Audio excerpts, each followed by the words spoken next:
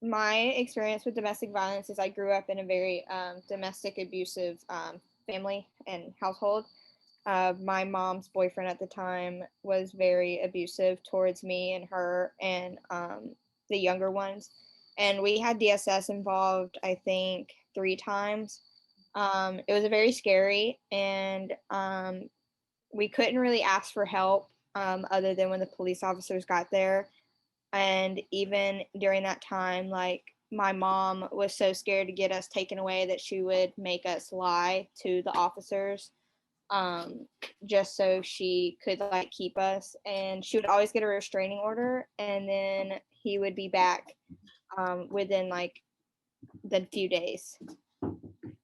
And that's really my experience with domestic violence. I'm so sorry you had to go through that as a child.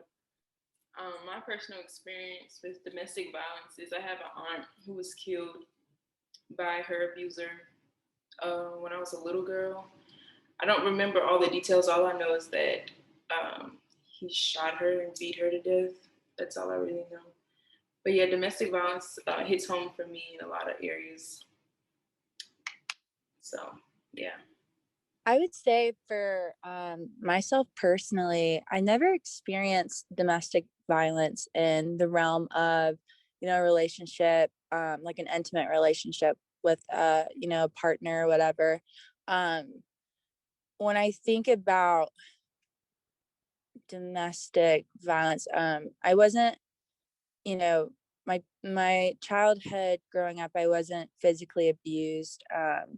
I will say, like, I was verbally and mentally abused, more so in the realm of just like kind of being called a bitch to my face for not taking out the trash, and just like being yelled at for just very small and minor incidents. So I would say like that's kind of my experience with any type of like an abusive relationship, but I can't necessarily say that I've dealt with domestic violence.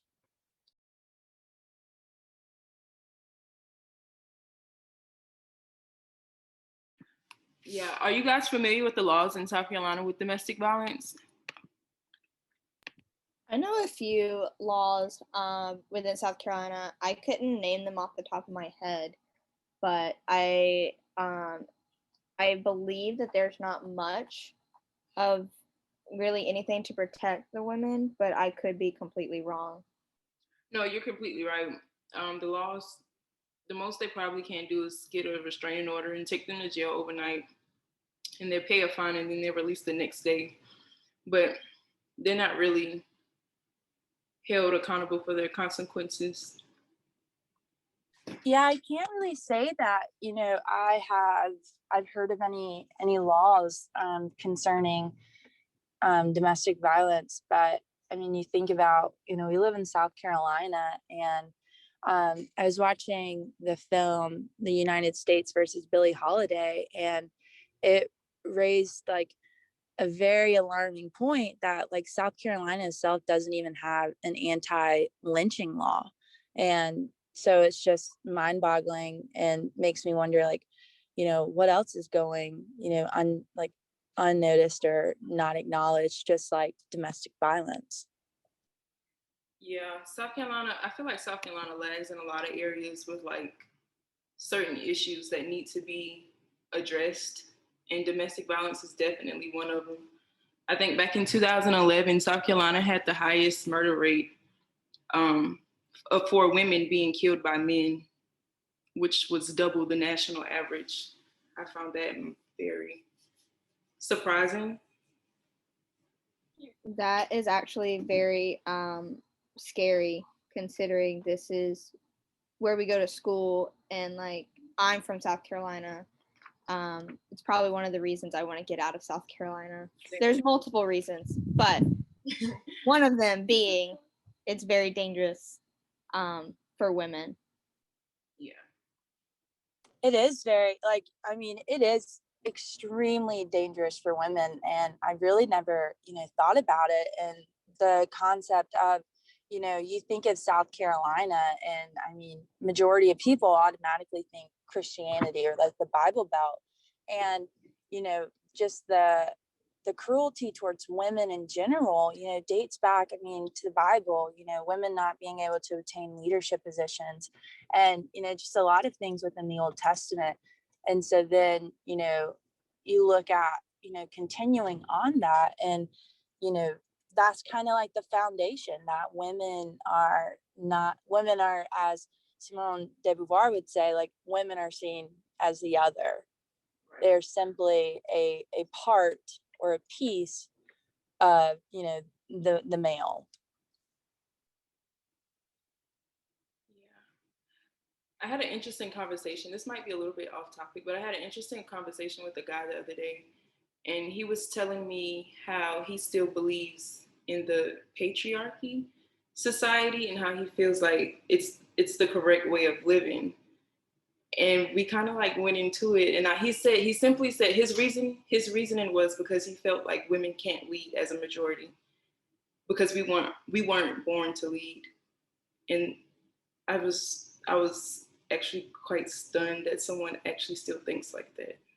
Was he white? And that's like, that comes from like the whole like Christianity, like many religions, women are quote unquote like, oh, they cannot obtain leadership positions, they cannot lead. And so now everyone has this idea that, we're not physically capable, mentally capable, because our foundation is based off something that, not everyone believes. Right.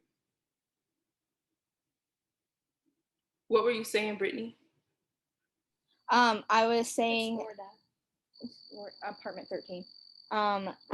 I was saying that a lot of hold on, I lost my train of thought. My DoorDash got here.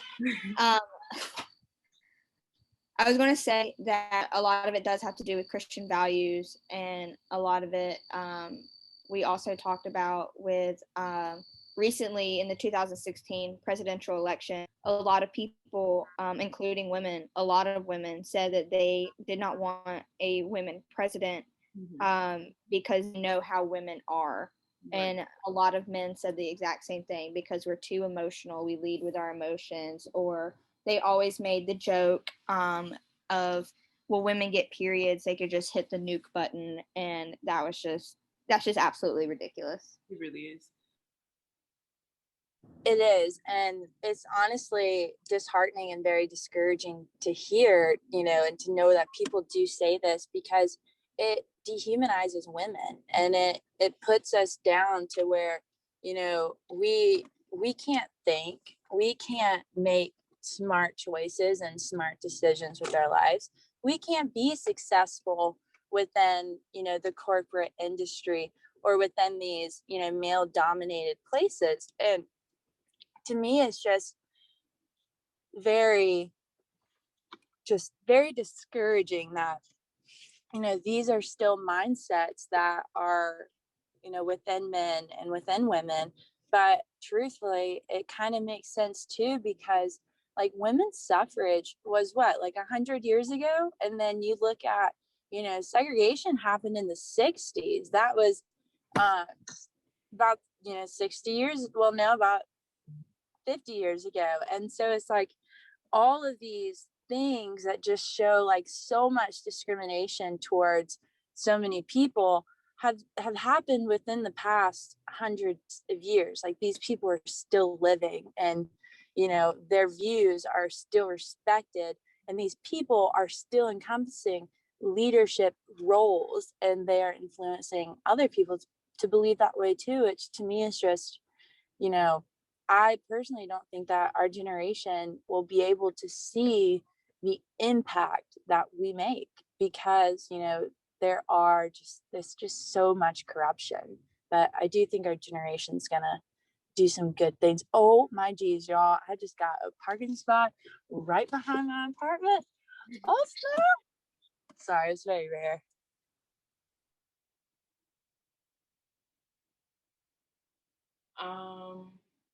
The next topic I want to talk about with domestic violence is how it connects to homelessness. Honestly, I didn't think about it, but it actually makes a lot of sense how domestic violence and homelessness have a connection.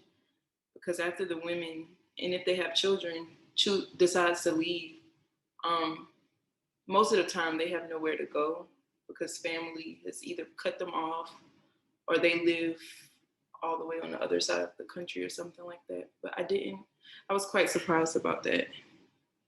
That reminds me of, human trafficking and how oftentimes, like, women do experience homelessness within the realm of like their families not accepting them anymore, but also because of the manipulation that is a part of the violence and a part of that, mental abuse that they receive. And that manipulation turns into them like holding all the accounts, them holding all of the money that this woman is earning, and pretty much just like controls every aspect of her life, so that way like she needs him and can't get away from him, which is such a psychotic mindset. And to why this man or these men who do this are not